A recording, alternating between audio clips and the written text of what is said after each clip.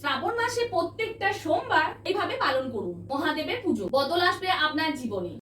শ্রাবণ মাসে সোমবারের ব্রত পালন করতে চাইলে কিছু নিয়ম অবশ্যই মেনে চলুন। আজ থেকে শুরু হলো শ্রাবণ মাস। এই শ্রাবণ মাসকে মনে করা হয় শিবের মাস। তিনি ভোলা মহেশ্বর। তার পুজোয় জীবন হয়ে ওঠে সুন্দর এবং সুস্থির। শিবের পুজো করলে মনোবাঞ্ছা পূরণ হয়ে থাকে। প্রত্যেক সোমবার উপোস করে শিব মন্ত্র জপ করলে গন্ধ বৃদ্দেশ থেকে মুক্তি পাওয়া যায়।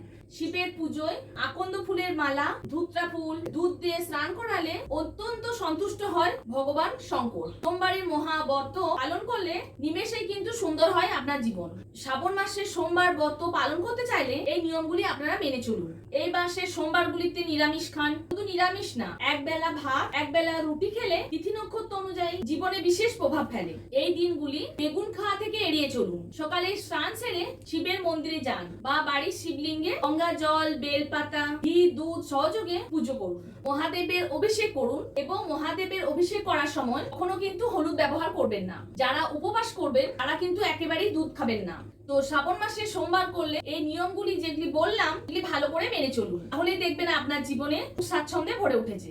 আজকে ভিডিও এখানে শেষ করছি। দেখা হচ্ছে নেক্সট ভিডিও। নমস্কার।